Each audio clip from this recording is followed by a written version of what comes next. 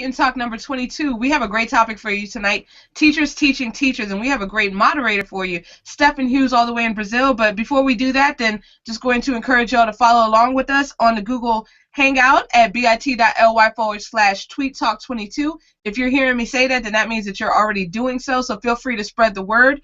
Also, on Twitter, we are doing a back channel with the hashtag EduMatch. Speaking of EduMatch, if you want to join us as our featured person of the day, then please sign up at edumatch.education. All right, so tonight's topic, once again, will be teachers teaching teachers. So I'm going to go ahead and kick it over to Stephan. So thank you so much, Stephan, for moderating today. Okay, thank you.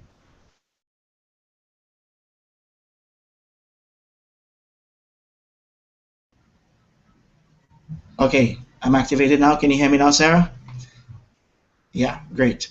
Hi, everybody, and thank you for coming out. I want to thank the panelists for being here, too. Quickly introduce myself. As Sarah told you, Stephan Hughes, all the way down in Rio de Janeiro, Brazil. And yeah, just really thrilled to talk about this. This is something that is close to my heart, as I am directly involved in teacher training. I work with teaching English as a foreign language here in Rio de Janeiro, right? Everybody speaks Portuguese down here, so this is my job to teach teachers, get them to teach other people to speak English, speak, write, read, listen, you know, the works. So yeah, that's me. I want to introduce the rest of the panel, so I'll ask Carla first up to introduce herself, and then we move around to we have Jennifer C, Jennifer G, and we have Valerie. So Carla, go ahead, please introduce yourself. Hi everyone, I'm Carla. I'm the Instructional Technology Coordinator for a school district in South Carolina, and I'm really excited about this Tweet and Talk because that's what I do. I help teachers integrate technology in their classroom, and since there's one of me and I have 23 schools, it's really important to make sure that I'm able to assist and help in the right way. Okay, thank you. So one of you in 23 schools, that's like multiplying yourself really much. And that's what we see a lot happens with teacher, trainers, teacher coordinators. We have, the ratio is extremely unfavorable in terms of getting the job done, but we work miracles anyway, I think, right? Let me go ask now Jennifer C. Thank you, Carla. Jennifer C., up to you now, please. Hi, everyone. So my name is Jennifer Casa-Todd. I'm the literacy consultant and a lead learner for the 21C initiative up in Ontario, Canada. It was a beautiful day here today. I'm excited because, like Carla, I too am involved in leading professional development and learning for teachers, and I have been doing that for 5 years. And not to one-up you, Carla, but I'm 7 to 12, and we have 108 schools in our district. So I help in some way, shape, or form to support all of them. And I'm happy to be here. Wow. Well, I was going to say something, but luckily my mic was muted, so you couldn't hear what I just said.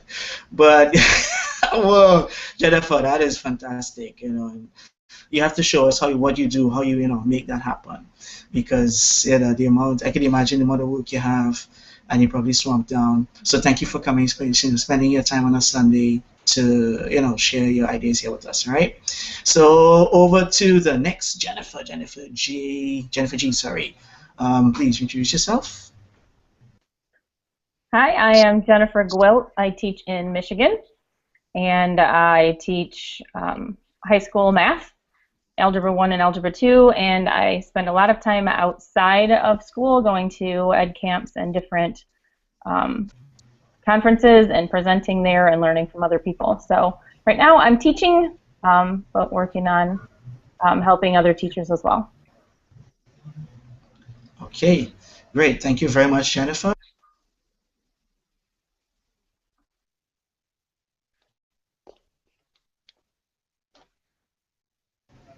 Even if, oh sorry, just a minute. Even if you're not in a coordinating role, you end up teaching anyway, because we end up teaching others, we share with others, and the more and more we share with our colleagues, it becomes a learning experience for us as well. So like it or not, or let's say, informally or formally, we are, to a certain extent, teaching teachers all the time. Last but not least, Valerie, please let us hear from you. Introduce yourself Hi, quickly. I'm Valerie Lewis here in Georgia. I'm in language arts, 10th and 11th grade special ed teachers. And Stephan, you kind of said it best. I'm not in a official teacher leader role, but I feel that because I'm learning from my colleagues and we kind of exchange information, we're teaching each other by default. So I enjoy it every day. The process keeps me going.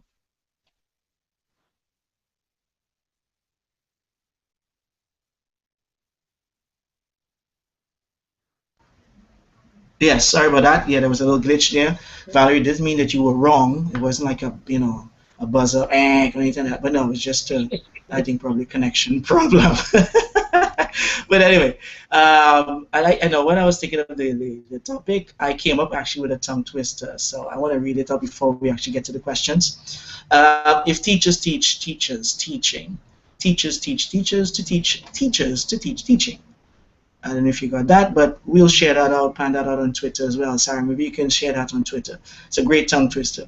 But the fact of the matter is, I think even if you're not in a leadership role, I think the best teaching is when you are, sharing informally, because it's more lateral, it's not top down, it's on the same level. So that's a big challenge. All right, so let's get to the first question. All right, and it talks about the role of teaching.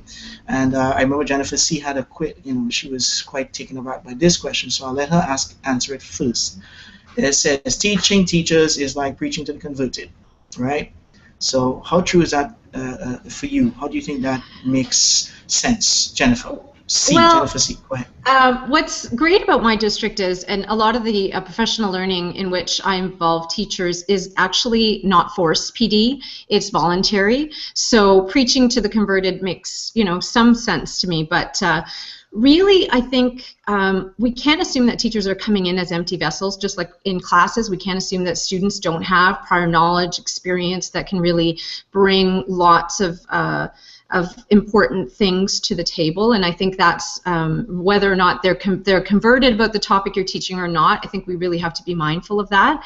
And I also always try to begin my PD for teachers with some sort of formative assessment to get a sense of where are you coming from, so if it's about technology, how proficient are you in these tools, so that when they come in, there is this sense that we're not beginning necessarily from scratch. We could begin from where people are. So that's what I would have to say about that. Okay. Yes. Thank you. Thank you very much, Jennifer. Yes, about that. Yeah, not thinking or assuming teachers are an empty slate, right? So that's very, very interesting. Very important.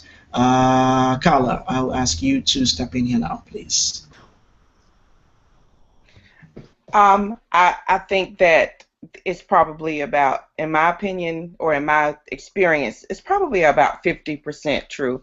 Like Jennifer C said, if the PD is not forced and teachers are there voluntarily, they already have the passion and they just kind of want to know more. They want to do more for their students. So when you talk about engaging learners and engaging students, they want that. They want to grow. So it's not really as much of a hard sell. Because I focus on technology throughout the district, though, and our district is moving into we have a 3-year plan for one-to-one, then I also have to deal with teachers who are not converted, that they don't believe that technology can benefit and assist their students. And so then it becomes a hard sell to them to figure out, to share and help them understand that what I'm sharing is meaningful. So, I definitely think, and I'm a big fan of choice. So when teachers are where they choose to be, they are a lot more open than when teachers are forced to be there. That's great, Carla. So, teachers are just like students, isn't that right? Because we asking the students, we want the students to choose all the time. We want them to choose, want them to, make choices.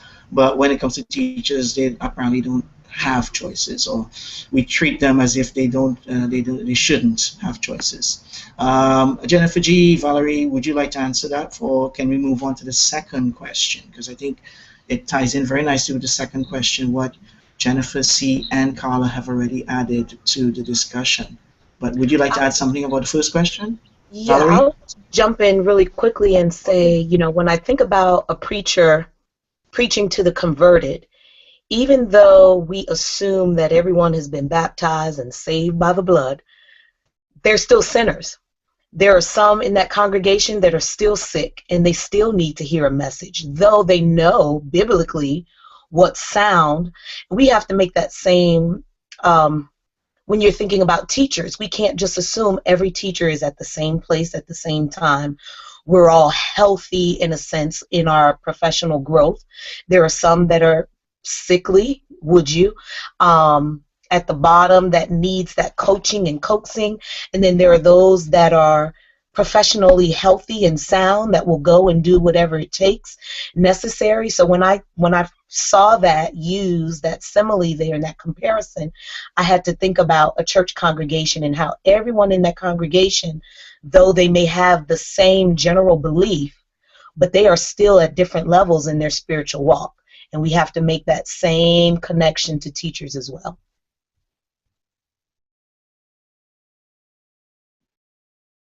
I just want to add. Great. Yeah, go ahead, Jennifer. Go ahead. I agree with everybody else. One of the things that I've noticed, we're a one-to-one district, and just because we all have iPads and we all love technology, doesn't mean that everyone knows how to use it and doesn't know what to ask. So finding those things that everybody needs and training them on that is important, and not just blanket. Everybody has to learn a particular app to use that might not be useful for many people. And some people still, you know, they want technology, but they still think the old school way is the best way.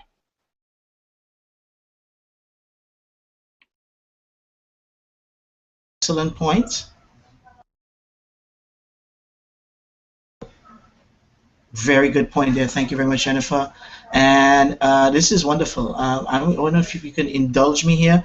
I'm going to skip maybe the second question because it kind of lapped over, and some of the answers here with Jennifer C. So Carla said it talked a bit about that, you know, meeting teachers where they are. And maybe we could go to question number 3. And I'm going to use my prompt here as well to help you maybe see what I'm talking about. As it says there, oh yeah, what it says, right? I don't know if you can see that. Right, it says, what's an effective, not necessarily the best way to show teachers what they have to do? All right, so what's the best way to show teachers what they have to do? And I would like to hear what you guys have to say here, starting with Jennifer C. Okay, so me personally, I learned by doing. So for me, the most effective way to show teachers what they have to do is have them play, have them engage in whatever it is that we're trying to learn in a very hands-on, practical, connected to the classroom experience. Have a discussion about what this looks like, sounds like, feels like, and build in time, incorporate time. Because I know in my experience that if we don't build the time in when we're together, wherever it is that we are during our workshop, people are busy at school, so it really doesn't happen, and we can't expect that teachers can then go and use their own time. I mean, many people do, I know I do, but that really can't necessarily be an expectation. They could go back and consolidate, but I think we need to really honor the time that we have together, and that time is very much about doing and learning together. And I'm also a huge proponent, because I'm able to in my district, of co-teaching. So when teachers are interested in delving deeply, I'm able to go into the class and co-plan and co-teach with them, which helps them to feel more supported. That's it. Yeah, co-teaching I think is one of the best ways, because you put yourself in the same position, rather than saying, hey, do this, do that, because it sounds wonderful. I mean, I'm talking from my perspective of foreign language teaching. It's wonderful to say, no, well, you just do this and the student will naturally, be able to speak in another language, or be able to write and produce. And teachers saying, but yeah, let me see you do that with, 20 students. all of them with different backgrounds, or and they're having their own difficulties. So it's not that easy. So co-teaching is probably one of the best ways. Jennifer G, please say something. Say something to us. I'm going to piggyback off what Jennifer said. With actually having hands-on, I find that I have the most questions when I'm actually doing something. So if someone's just telling me how to do whatever it is they're teaching, and then I go back to my room and I try to investigate, that's when all my questions come up. So I agree with Jennifer C. that having hands-on and allowing participants to ask those questions, whether it's about whatever we're teaching or how to integrate it, give me an example of how this will be useful in my classroom. Those are better answered, I think, face-to-face when you're sitting right there playing. All right, yeah. Again, practical work. Although sometimes I know teachers tend to, initially they complain, especially when you get them to do like hands-on stuff. Do I have to? Looks like students, right? Do I have to get up? Do I have to move around? Do I have to actually experiment this? What if it doesn't work? They don't want to, they want to save face in front of their colleagues. But when they actually start doing it, then they realize the benefit of it, and they thank you for it. So I think that's one thing you have to stick. We have to stick to our guns, Yeah, try it. Don't be afraid to, try and see what happens. Great. I'm gonna, we're in the final stretch, so I'm gonna go to the last question. I'm gonna ask Valerie and Carla to take the last question, which is, what is one thing you would never ask a teacher to do? All right, sounds very philosophical, but I don't know if you can make it really practical here for us. So Valerie, what's one thing you'd never ask a teacher to do? I would never ask a teacher to do anything that makes them uncomfortable, especially publicly. I think there are some people that have that tendency to be brave and they're extroverts and they'll try anything and they'll do anything and not really care, but I don't.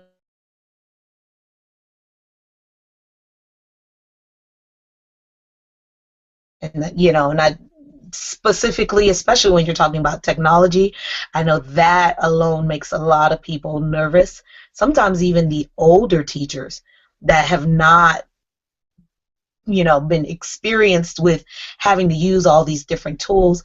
So I think that's one thing I would never ask them to do publicly, but then I would set up those one-on-one sessions, as Jennifer C. mentioned, making sure as a teacher, a lead teacher, or teacher supporting teachers, or an administrator, that they feel supported. Co-plan with them, give them that opportunity to open up and ask those questions, as Jennifer G. mentioned, and then kind of ease them into it, but not put anyone on the spot where they would be uncomfortable. Okay, yeah. Excellent, thank you. Carla, bring it home for us, please. I would never ask a teacher to try something new without the appropriate support. I think that where we lose teachers or lose the enthusiasm, they lose the enthusiasm, is that we show them what we've done and then we spend all of their time showing them, and we don't allow them the support to practice and play, and then we say, okay, now you go back on your own free time and you do it. And they don't have it. Teachers just don't have free time. The time that they spend on getting things ready for their classroom, and a lot of times they don't have the time to experiment. So without the appropriate support, I think we're unrealistic in our expectations sometimes. So I would never ask a teacher to do anything or try anything new without the support that they would need to be successful.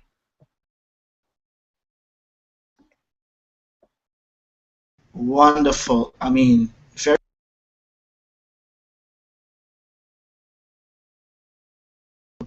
Okay. Yeah, because sometimes you have teachers with 2, 3 jobs. I know here in Brazil, for example, they have like 12, 14-hour work days. A work schedule is very tight. So, they have like 10, 15 groups. So you can't expect them to, do things, experiment stuff, or even find time sometimes for professional learning out of teaching context. So it's really understanding their needs and working with that, right? It's really, really good. Thank you very much. Would anybody else like to add any final words here? Jennifer C., would you like to add anything? Or we can turn it back to Sarah so we can round up? Because, I mean, the ideas have been thrown around very good so far. I guess I just want to say that if we want to see if we want to model best practices, if we want to see student-centered learning in classes, that our professional learning with teachers has to model that. We can't stand and deliver and then expect that anything's going to look different in a classroom. I just think that, you know, we need to be mindful of what we want classrooms to look like, and we need to, if we're leading leaders and teachers, then we need to talk the talk and walk the walk. That would be my concluding thought. Thanks for having me on the panel. Okay, so let's continue to walk the walk, talk the talk, and do whatever it takes, right? Yeah, that's it. I think if you have to show it, and just this morning I was talking a bit about that with some other people online, and the idea of you have to model stuff. You don't model it if you don't show teachers the importance of it.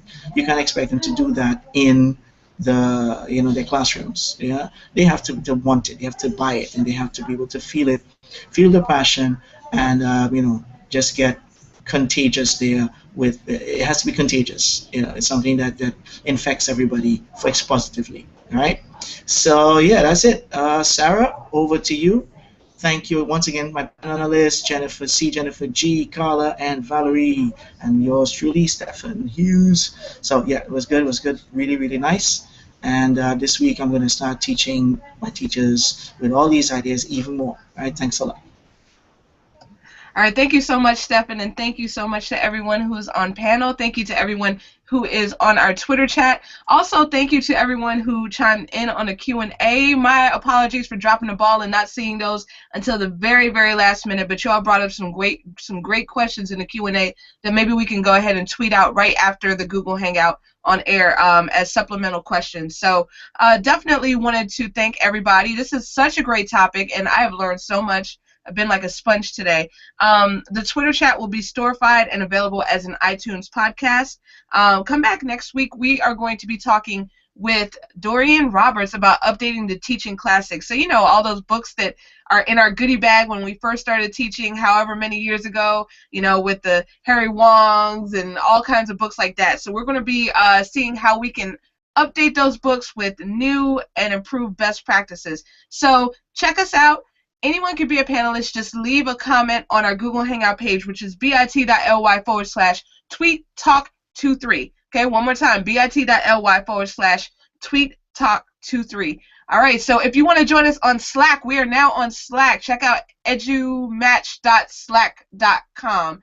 And we have some great discussions going on there with a variety of different topics. So definitely looking forward to seeing you there. So we're going to go ahead and sign off. So everybody have a fantastic night. Thank you for joining us, and let's keep the conversations going. All right, good night, everyone.